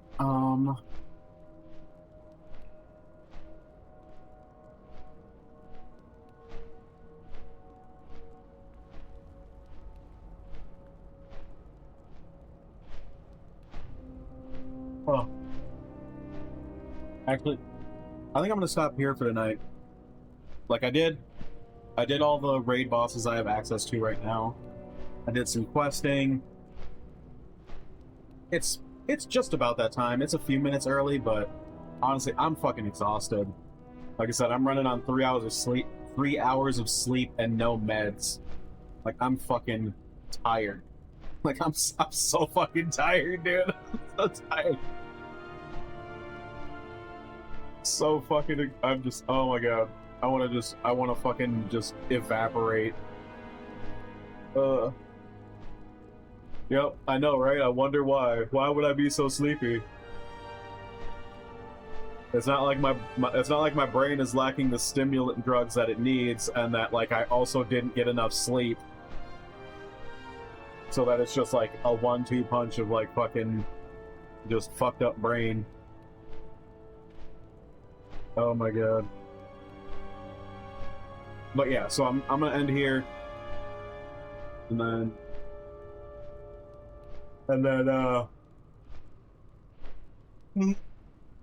fucking pass out. Jesus Christ. Anyway, yeah, so I'm gonna wrap up here. And then Monday we'll pick up with Wukong, and hopefully everything's running smoother. I mean, as far as I can tell, tonight, as far like with WoW and stuff, it was super stable.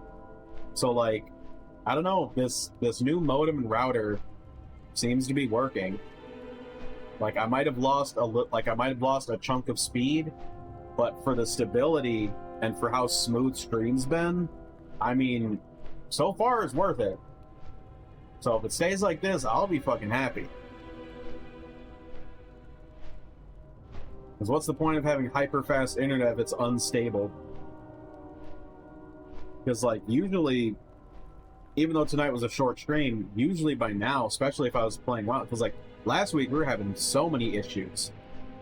Last week it just kept like the fucking game performance, the stream performance, everything just kept fucking tanking. So like today's been a very notable improvement. So I mean, if it stays on this kind of trend, I think we're looking good. Oh. But yes, I am gonna get out of here. So as always, yeah, the real test will be Wukong. Yep, I totally agree. That is definitely going to be the real fucking test. So we'll fucking see how that goes. Oh god, Monday.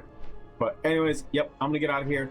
So as always, thanks for hanging out with me, Saint. I appreciate it. Have a great rest of your night. Take care. Take it easy. No, thank you.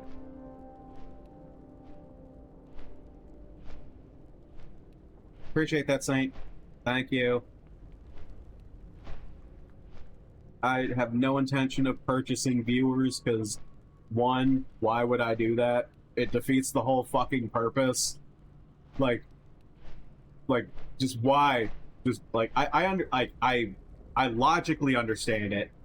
Like I can understand it from the perspective of like, oh yeah, if you pay for some viewers, you might start an upward trend that you eventually don't need them, and you've built a community. I get that, but just like if I can't do it, like if I can't actually be interesting enough to pull people in, then they're not gonna fucking stay. So like buying viewers just makes no sense to me. Like, because even if I did buy a shitload of viewers to like make like affiliate or partner, one, you get banned for that type of shit. Yep, like you get banned for that type of shit. And like two, if I'm not providing interesting enough content for people to want to watch, anyone I bring in will just leave and I'll be right back to where I started. Which would set off fucking red flags from fucking Twitch and shit, being like, hey, how come this person all of a sudden went from like, you know, just like a couple viewers to like, you know, 50, and then like, you know, back down to a couple in like a short span of time. Like, that's weird. We should investigate that. And yeah, you're right, out a bunch of money too. Like, it is not, like, if you've got the money to throw away on viewers, if you've got the money to throw away on buying viewers, you've got the money to invest in, like, upgrading your stream and, like, your content brand. You know? So yeah, if you've got the money to pay people to watch you, you've got the money to like just make better content. Like you'd literally be better served hiring like a manager or like a producer or something, or like a writer. Like someone who, like, if you're not able to come up with like compelling ideas, then like you could just hire someone that can do that and basically ghost write your streams, which would be a better use of your money.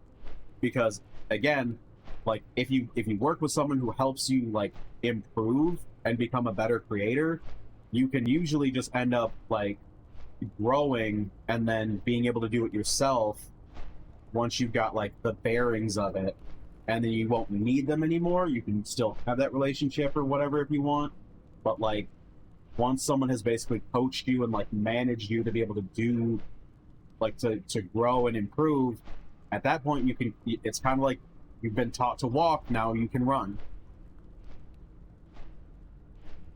I know, right? Learning. Oh my god, learning. Oh man. Nope. We stay unliterate here. I've never learned a damn thing. The school tried their hardest and I won.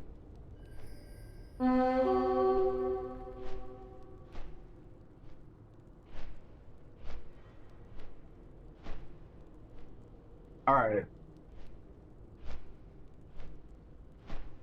You've learned how not to read the stream. Yes, exactly. Especially in Apex, right? When we get some of those fucking really, really ridiculously named people.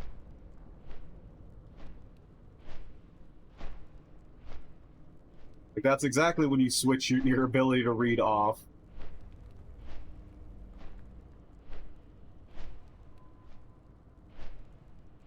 You go physically blind in Apex. You're just like, oh, Thanos is playing Apex. And then all of a sudden it just goes dark. It's like...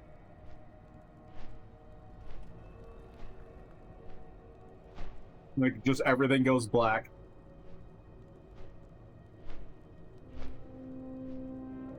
And then once I say goodbye, that's when the lights turn back on. You're like, oh, I can see again because Apex is over. Until you look away from the screen. Yep, it's just like, you look at the screen, everything goes black, you look away from the screen, it all comes back in.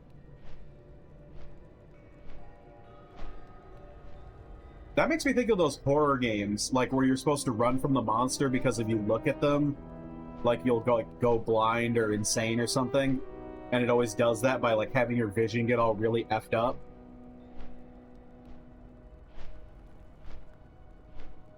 Like, what was it? In like, in Security Breach, like, Five Nights at Freddy's Security Breach, like, whenever you would, look at, Vanny, like, your vision would get all staticky, like, the closer she got and whatnot. Like, it was like, indicator, and all that kind of stuff. I just compared my Apex streams to a horror game. I mean, it is terrifying. Terrifyingly bad. Because, oh my god, my fucking accuracy. No. No, I'm not doing it. NAV VR, I am not doing it again. That is a visceral fear. Like, I've never in my own life experienced that level of terror.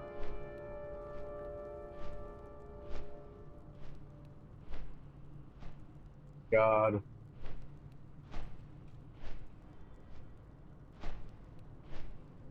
Like, I've literally almost died numerous times, and I've never been that scared in any of those times as I was in playing Five Nights at Freddy's Help Wanted VR or whatever. Like, that shit is so fucking horrifying.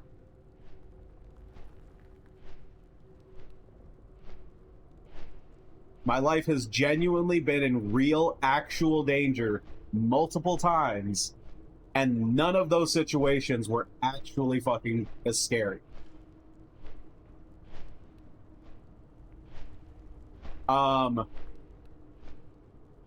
Fake animatronics because it's a video game versus, like, I don't know, when you can't breathe and, you know, or you're being electrocuted, or you're in a car accident, or you get pneumonia and you can't breathe, or when, like, you go into diabetic ketoacidosis and, like, your blood sugar's 500, or what is it,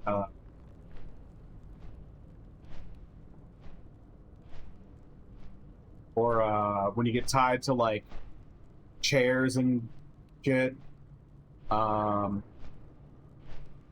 like when you almost get hit by cars when you're crossing the street, I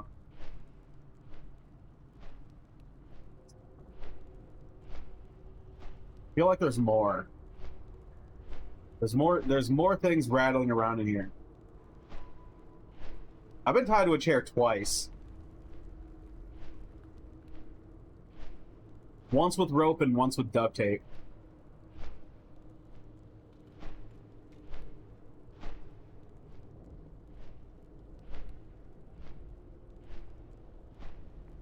Yeah, I have older brothers.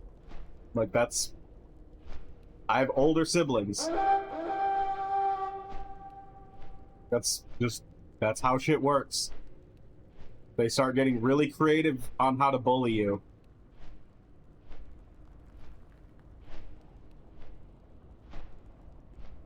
Yeah, that is a thing with brothers.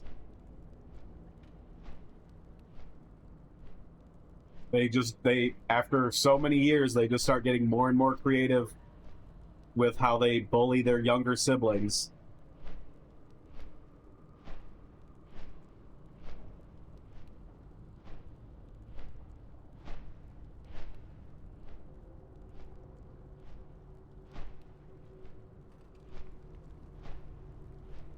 Yeah. See, I can understand how frustrating that would be. Like, thankful, like I said, I was always grateful that my brothers were significantly older than me, because that meant I never got hand-me-downs, and because I was so much younger, none of my clothes would fit them. Like, obviously not until, like, we were all adults. And by that point, they've already moved out, so I still didn't have to worry about it. But I could see how that would be really frustrating, having a sibling just, like, taking your clothes and just be like, yeah, I'm wearing it now because obviously it looks better on me. It's like, I want it, so I'm taking it, and obviously it looks better on me. Fuck's your problem. And then they look at you like you're stupid. It's like, yeah, I took your shirt. Look at it on me. Fucking duh.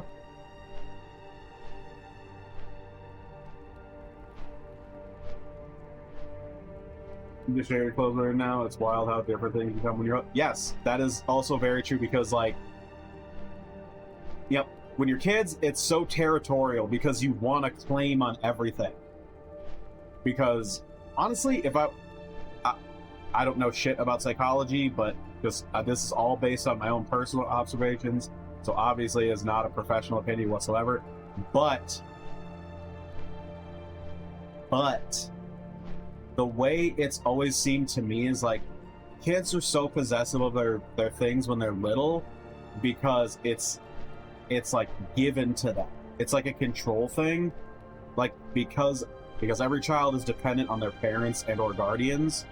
Like, everything they have is gifted to them, and they, like, in a way they understand that, so they're so possessive of it because they're like, it's like a control thing. They're like, this is mine, I'm keeping it, it's mine.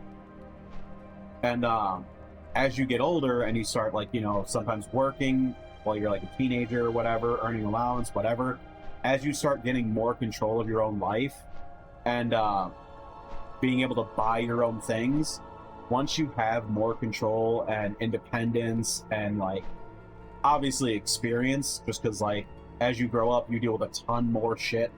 Like, you deal with a ton of shit that's way more important than like, whether or not, like, your sibling borrowed, like, a shirt or something.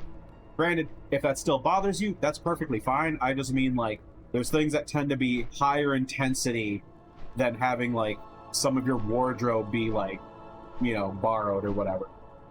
Like, usually, by the time you reach, like, adulthood, you're like, hey, so, like, I've got fucking college prep to go through. Fine, take the hoodie, I don't care, because if I fail this test, my future's gone.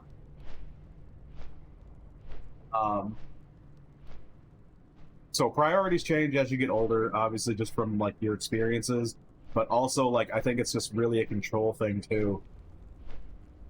Like, once you have control of your own life, and you're making your own money, and, like, you're making your own money, you've got your own independence. So, like, once you've got your own place, and also, not living together really helps. Like, being around people all the time creates friction.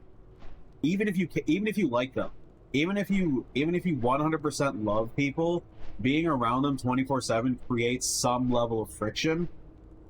So, like, that's a lot of times why when siblings, like, move out, they become closer because they're not around each other all the time. Like, they finally have their own spaces and they can engage with each other when they want to, rather than having no choice but to engage because there's literally no space.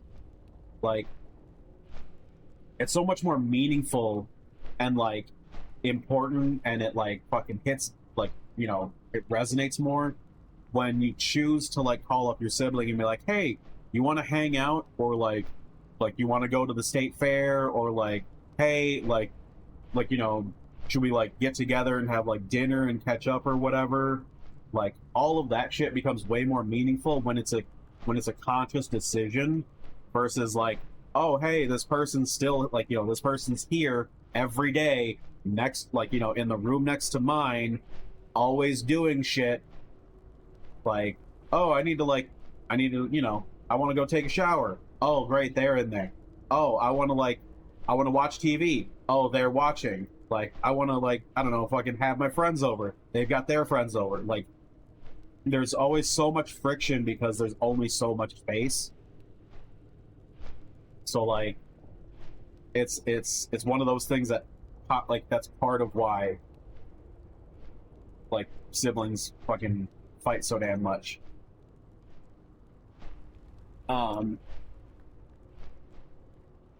Yep. Which I think that's the real point, or I think that's one of the biggest parts of that whole saying, distance makes the heart grow fonder. I know the context is typically romantic, but I feel like it honestly applies to most relationships. Like, if you're having a ton of friction with someone, like, by being really close, like, when you're around them all the time, distance usually helps, just because, like, that having separate spaces, having separate spaces will give you both, like, areas where you can, like, get away and then just, like, have more control of, like, whatever situation. And then again, you'll be able to engage with the other person when you choose to, rather than having to because they just exist there.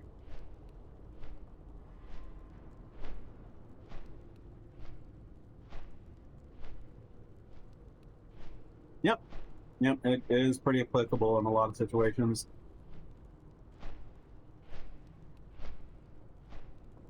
All right, but I'm out of here. I gotta go. Otherwise, I'm gonna be up here all night just fucking yapping, just fucking chatting, just all goddamn night. I gotta go. I'm gonna go pass out. All right, I'm out of here. Yep, have a great weekend, Saint. Take care. Take it easy. Have a good one. And to everyone else who joined today, thank you for taking the time to stop by and hang out, chill. I appreciate it. Thank you. I hope you all have a wonderful day, night. Whatever it happens to be for you. I hope you all have a great weekend. Hopefully I'll catch y'all next time when I'm more fucking rested. Bye.